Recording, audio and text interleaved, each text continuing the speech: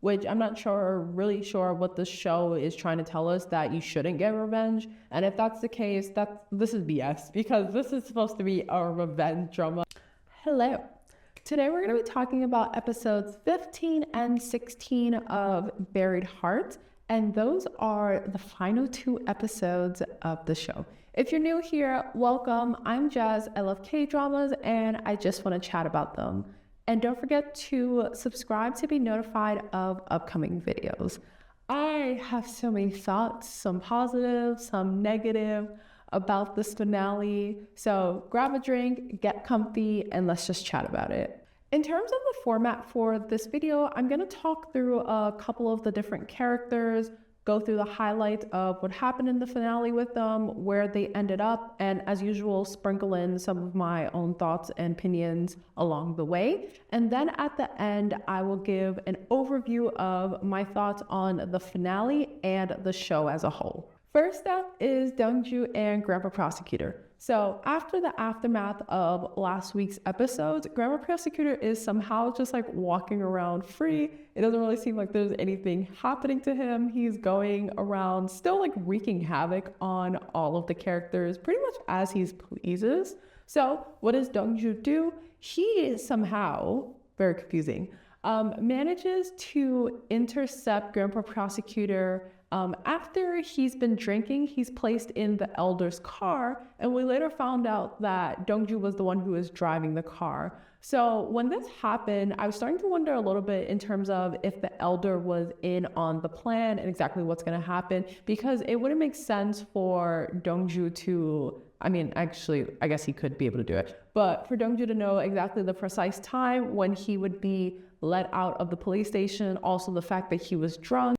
And then in addition to that, the elder's main sidekick, who we've seen throughout the show, was actually the one who gave Grandpa Prosecutor all of that wine. So it definitely seems like they were somehow involved, or at least they gave their okay for exactly what's gonna happen next.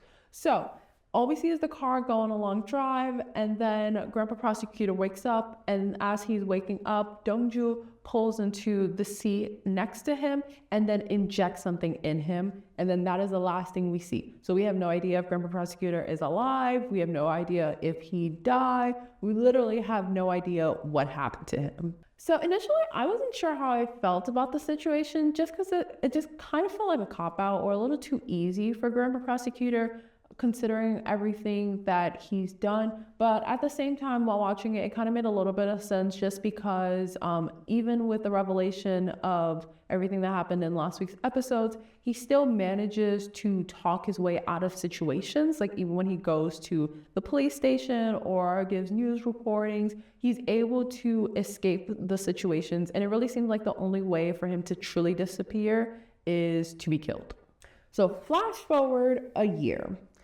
Grandpa Prosecutor, according to the news, has been missing for a full year, and the police have stopped their investigation just because they have not been able to find any new leads on what happened to him.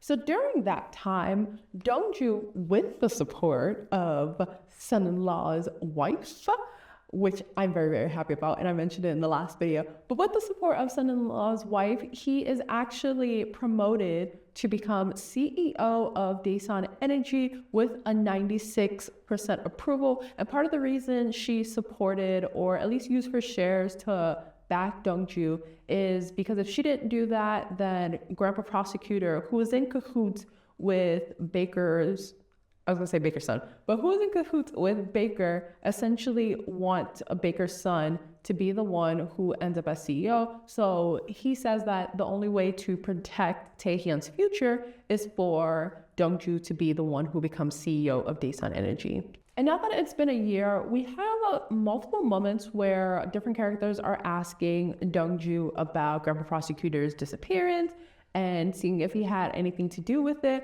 because that plan that he had a year ago where he kind of intercepted him, no one knew anything about it. And part of the reason they're asking is not because they're necessarily like scared or worried about him, but they felt that if someone else did it, they kind of robbed DongJu of being the one to get his revenge or being able to kill him, because he is the one who's been most affected by Grandpa Prosecutor.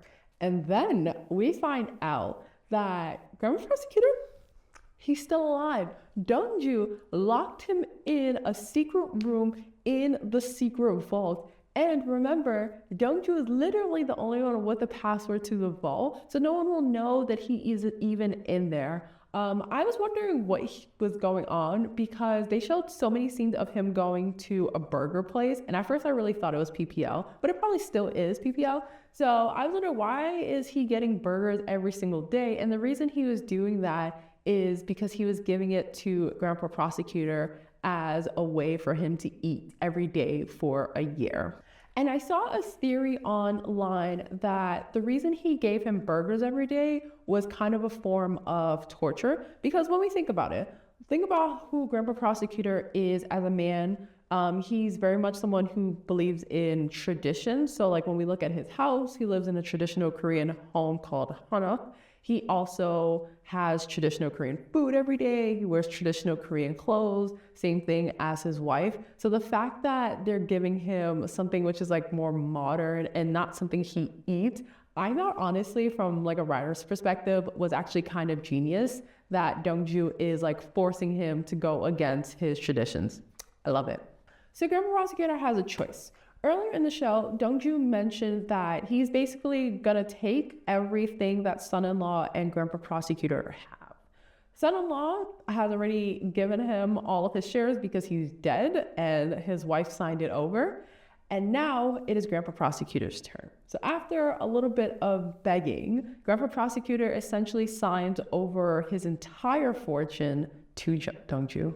And then now that he's a free man, he decides to go home and visit his wife. And during the time that Grandpa Prosecutor was missing for a year, his wife actually moved. And she converted the home that they used to live in into a school. And the reason she converted it into a school is actually because of DongJu. So remember, his wife and DongJu have some sort of a relationship because she knew DongJu when he was a kid and she had spent time with him and babysat him while his mom was busy. And she said that specifically those times with DongJu were some of the happiest that she had living in the home, and she wants the home to always be filled with children, which is honestly kind of sweet. But it was really funny when he arrived and he sees that the name of his like home is now changed, and then bit by bit you see all these like little kids coming out, and then at the same time he's been locked up for a year. He has no money. The only thing he had was a gold bar. So I was like, oh, did he just like shave parts of the gold bar to pay the fare? And then we learned he did not pay the fare at all. He literally has no money. And then in terms of Grandpa Prosecutor, the last thing we see of him in the epilogue is that he is now in, I guess, like prison clothes. I thought it was a little confusing because the show at no point from the last moment we saw him explain how he ended up here, how he ended up in prison, what were the consequences of his action. And then even when we saw him in the epilogue, he kind of had a smirk on his face and kind of inciting that this is not over. I really wish we would have been shown more information about what happened during that time. And then going back to DongJu, after successfully taking the money from Grandpa Prosecutor, he decides to set off on a boat with son-in-law's ashes and complete his final task, which was to spread his father's ashes into the water, specifically the water where DongJu saved his life in, I think, episode 3 and 4. And then along with that, before he set out on the boat, we got a lot of moment of DongJu kind of in the office having a breakdown about the fact that over the course of these 16 episodes, DongJu is the one person who's lost so much. He's lost so many people that he cares about because of Grandpa Prosecutor. And then even though he lost all these people and he's got his revenge, the only thing he has to show for is the money that he has. Because I guess now he's like, what, a billion or trillionaire at this point. But this doesn't make him happy. And I guess that's the message of the show, because even though DongJu got his revenge, he's not any happier, and none of this will bring anyone he cares about back from the dead. So the question really is, was it even worth it? Was it even worth him going through all of this to get his revenge? I think it was worth it. Just FYI, I think these people needed to pay for what they did. Next up is Eunnam. Honestly, if Eunnam wasn't really tied to DongJu so heavily, I wouldn't have included her on this list whatsoever. By the end, it seems like the show is setting her up to be someone who leads Daesun in the future. So remember that DongJu is the only one who knows the password for the secret vault. And then in the finale, the chairman essentially says that he would give his son, Baker's son, who is Seonu, the password to the vault when it had been deemed that he would be worthy enough of leading Daesun. So the fact that DongJu gives her the password and then explicitly says she is more than capable enough of leading Daesun shows that she could potentially be a leader at the company. And then it's also funny that when they're listing out who had the secret password, it's really just like all old men. And then we have Eunnam, because in this family, as I mentioned in episode 1, it's really just like fuck the women, I guess, because they really only care about the male offspring, specifically sons. So what really irritated me about this entire thing is that the show just expects us to believe that Eunnam is capable of leading Daesun and that also she's good at her job, which is confusing because for the past 16 episodes, we haven't seen Eunnam work. We literally have not seen her do anything in regards to the company whatsoever. There were some moments in the flashback before she met DongJu where she was working at the company, but ever since she got married, which happened in episode 1, we have not seen her actively doing anything business related for the company. And it's just frustrating that it just feels like the show's trying to gaslight me into believing this to be true. And this just feeds into my issue, not just with Eunnam, but with characters in the show in general, is the lack of character development. Because to this day, I still have no idea whatsoever why Eunnam wanted the shares, to the point where she would cast aside the love of her life in order to marry a complete stranger. Like, the show has still yet to explain what she was gonna do with the shares, why she needed so much control, even how much control she had with those shares. It was just like, okay, I just want these shares and now I'm gonna throw away DongJu. Truly, it felt like Eunnam was part of this plotline only so that she could kick off the rivalry that would happen between DongJu, Grandpa Prosecutor, and son-in-law. And then because of that, that kind of snowballed into triple murder and a secret identity. And then the show is still trying to convince us that they should end up together because in some of the last moments on the show, before he gets on the boat, she had offered to drive him there, and then they share a kiss. I just don't support it. I'm never gonna support it. I really hope they don't get together in the future, but that's my piece on that whole situation. So let's move on to our next set of characters. So another plotline that frustrated me this week was the one about the male succession, which involved Taehyun and Seonu. Their fates have been intertwined from the moment that Seonu was born. Since they are the only male successors in this family, everyone has been fighting to determine who will be the true successor of Daesun. So the catalyst for some of the events that happen in the finale is a fight that ensues between Taehyun's mom and Sonu's mom. So while they get into an argument, Taehyun's mom grabs Sonu's mom by the hair whilst threatening her, and then there's nothing that Sonu's mom can do about it. And while that's happening, Seonu oversees the entire thing and essentially sees someone attacking his mom, but he's not able, or chooses not, to step in and defend his mother. It happens much later. And then as a result of that, there's a lot of weird tension between Seonu and Taehyun, but all of it is stemming from Seonu, who kind of has been manipulated into believing that Taehyun is his enemy, even though they could be potential friends and they're also family and pretty close in age range. So it's really upsetting that these two young men are being manipulated and being forced to have essentially a sort of rivalry that neither of them really wanted. So when we look at their first introduction in the beginning of the show, they both kind of had a sense of curiosity about the other person. And I really thought that it would result in them kind of being able to work together, or at least being on the same side in this situation. But alas, due to external factors and due to their terrible, terrible family, they cannot be on the same side. Jumping into an important, very important location in this episode, it is the rooftop. So in episode 15, we get a conversation between Eunnam and Taehyun where they're on the rooftop reminiscing about something that happened on their childhood. And during that conversation, they talk about the fact that if someone was pushed, would they even survive?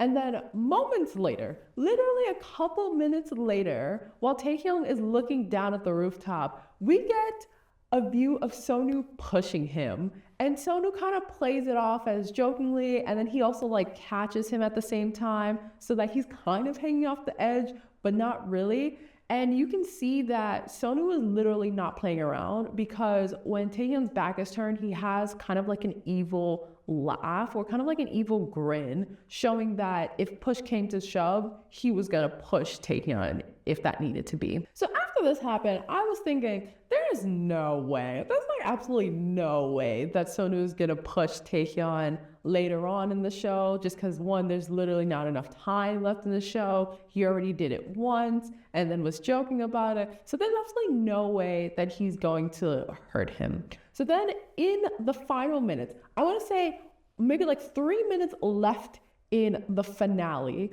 we get a scene of Taehyun and Seonu sitting on the roof drinking tea together, and it seems like they have finally let go of all of those issues, and they are taking photos together and basically just catching up with one another. And then as Seonu goes to get more drinks, Taehyun is sending a text to DongJu, essentially including the photo that they took and stating that when it comes to this battle of succession, he would prefer for Seonu to be the one who becomes the heir, because he generally is just not interested in leading Daesun. And literally right after he sends that message, he gets pushed off the roof, literally pushed off the roof by Seonu. And I was so angry while watching this, because Taehyun is truly the victim, along with DongJu, the victim in this entire show. He never asked for any of this. He has stated he didn't want to be a part of the family group. He didn't want to be the heir of Daesun, but nobody listened to him. And it's not fair that because of these situations and circumstances that he couldn't control, that he became a victim and was pushed because of all of this. And another thing that kind of annoyed me was throughout the finale, Taehyun specifically expressed to people in his life, specifically his mom and to DongJu, that he wasn't interested in the portion of Daesun that he was assigned to. He wasn't a part of business, even though it was his late father's wish. It just wasn't something that called to him, and he wanted to do something else with his life, to which his mom slapped him, got really upset with him, and then even DongJu told him to stick with it. So there was a point during the finale where I was really worried that he was going to take his own life, just because we had seen him looking down from the rooftop so many times. But I really did not expect that he would get pushed, especially get pushed within the last couple of minutes, because they made it seem like everything was okay. The show was wrapping up. So it felt very unnecessary. And also just, it felt like it was added for shock value because of the way they did it. So my theory is that Taehyun actually survived the fall. So when we look at the epilogue, we saw that his mom was sad, but his mom's just sad and emotional throughout the entire show. But we didn't see any of the other characters particularly grieving if he would have died. And we also didn't see any sort of funeral. So since the show has hinted at potentially doing a season 2, which I'll talk about at the end of the video, I could very much see Taehyun being completely alive and then being the protagonist for the next season and getting his revenge on Seonu and the rest of the family. The last character we're going to talk about today is the chairman. So his condition is outed by Grandpa Prosecutor in the finale as a way to throw DongJu under the bus, but to also tank Daesung's shares, because shareholders, after finding out this information, are worried about the chairman's competence and if he is even fit to lead Daesung. And after his condition is outed, the chairman is rightfully angry, but at the same time, DongJu literally told him so many times that this would happen and he didn't want to listen to him. But this does cause DongJu and the chairman temporarily to be on the same side of things, because now they have a common enemy, which is Grandpa Prosecutor. And to try to make things right, we do get a scene of the chairman, without telling anyone, he drives himself to, I think it was a police station, and just walks into the police station and says that he has a confession to make, essentially as a way to confess some of the crimes of Grandpa Prosecutor that he is aware of, as a way to kind of help DongJu in a sense, by making it clear that he is someone who's a witness to all of these things and that he wants to help.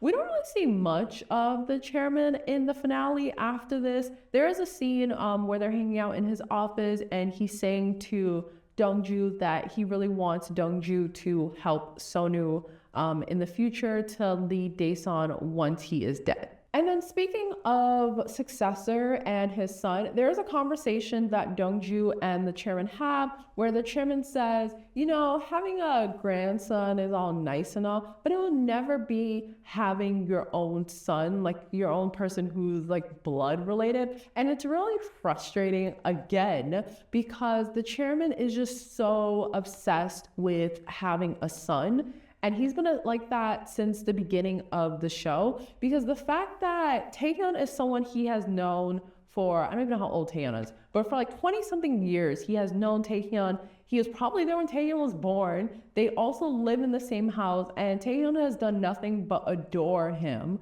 And then he's ready to basically throw Taehyun out of the house if he wants to, just because of the fact that he now has a son who he has not been really a part of his life for most of his life, and someone that he didn't even want to publicly acknowledge for a long time. And I hate to say it, but the show somehow managed to make me hate this man so much. Like, I think in the first initial episodes, I was kind of okay with him just because he did seem to champion DongJu and really support him. But by the time we get to the end, and I'm not sure if it's a result of his condition, but he is very much on the my son, my son, my son. If anyone tries to touch my son, I will do whatever it takes to get rid of them, and I don't care for blood related. And for that, I cannot support this man or his family. Last thing, in the epilogue, we are shown a brief moment of the chairman, his wife, and Seonu trying to take a family photo. And it's clear from some of his facial reactions and behavior that the chairman's dementia has gotten progressively worse. Overall, I felt kind of underwhelmed and unsatisfied by this finale.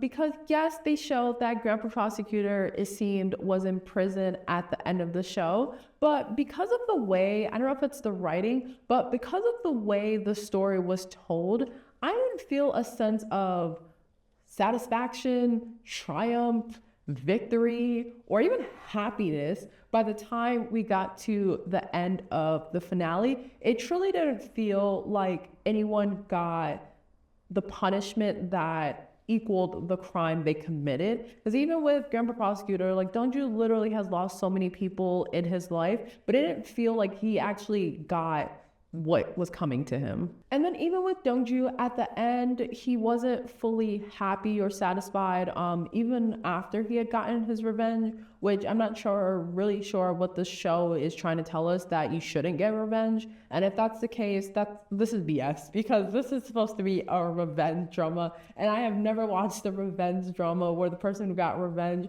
wasn't happy by the end of it, because that is the whole point. The whole point is that we are sympathizing with the victim in the show. We're rooting for them, and we want them to be able to take down the person who has wronged them, and for it to be done in such a slow and satisfying way. And the show very much felt like they're gearing up for a season 2, because that has to be the only way to explain what happened to Taehyun and the lack of a truly satisfying ending. So let's get into 2 things I didn't like about the show overall, and that is the lack of character development and then the romance. So I think I've mentioned this in several videos, and I mentioned it earlier as well, but I definitely felt like there was a lack of character development throughout the entire series. Definitely let me know your thoughts, or if you agree on that as well. But very much so, it felt like I was missing a lot of information about the characters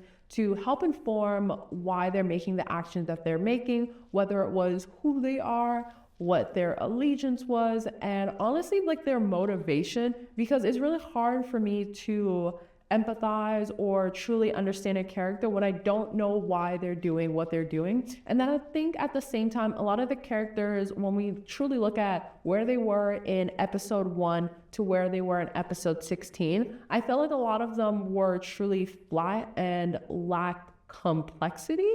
Like I don't feel like many of the characters actually grew, aside from I want to say DongJu, who's getting his revenge, and then son-in-law, who honestly was the best character and the most complex character in the entire show. Heck, even hubby prosecutor got some sort of character development, and by the end of the show, DongJu and him kind of repaired their relationship and seemed like they could be friends in the future. But for most of the pivotal characters in the show, I don't feel like we really got that kind of change or why they were doing what they were doing. And then last thing I want to talk about is the romance. Honestly, it was really irrelevant for the show. Watching episodes 1 and 2, I thought that it would be a bigger piece of the show, considering that it was the catalyst for everything that happened in the subsequent episodes, but it very much felt like they put it on a back burner. And that's also confusing, because when you look at the original promotional posters for the show, they have a lot of them which involve DongJu and Eunnam kind of like looking at each other longingly, like embracing, or just like so many other things. So I definitely feel bad for anyone who started this just because of the romance. But at the same time, for me who just wanted the thriller and the revenge, I was really glad and actually kind of shocked that the romance wasn't the biggest or most important thing in the show, because I felt like because of the fact that it took up less space in the show, it gave a lot of room to some of the other plot lines, which in my opinion were far more interesting than Eunnam and DongJu's romance.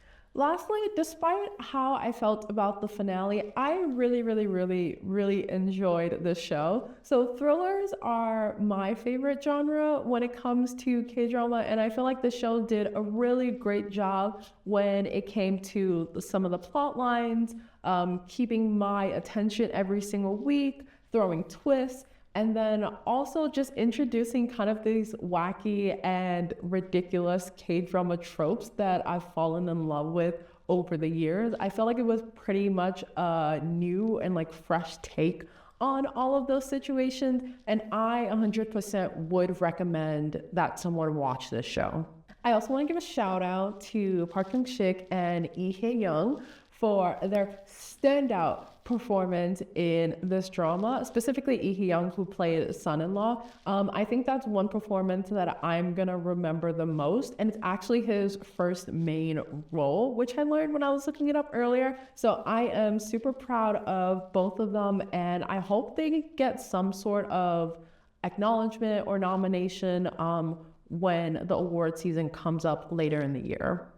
If there is a season 2, I probably will be watching it and probably will be making videos on that. But since that's not confirmed, let's just theorize about what should happen in season 2. So here are my predictions. First, I would absolutely love to see Taehyun's revenge. So as I mentioned, I hope that Taehyun is alive and that he survived the fall. And I would love for him to team up with DongJu to take down Seonu and his mom.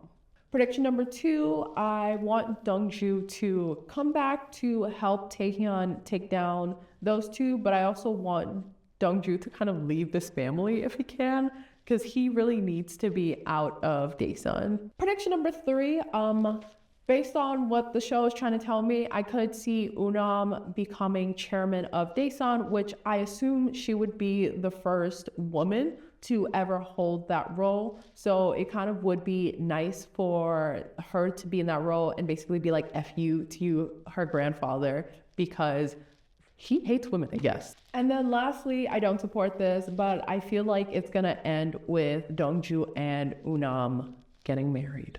Thank you guys so much for joining me on this journey for the past 8 weeks. I've had so much fun making these videos and just like recapping and talking about the show with you guys. So in terms of what's next for me, I might make 1 or 2 additional videos about the show. And then I am planning to make another one about a new drama that just dropped called Karma. It is available on Netflix, I believe, and it's also a thriller and only 6 episodes. So far I've heard pretty good things about it, but definitely stay tuned for upcoming videos about that drama. If you enjoyed the video, don't forget to comment, like, and subscribe. Let me know your thoughts on the finale and what do you think about the show potentially getting a season 2. On that note, have a lovely day and I will see you guys in the next one.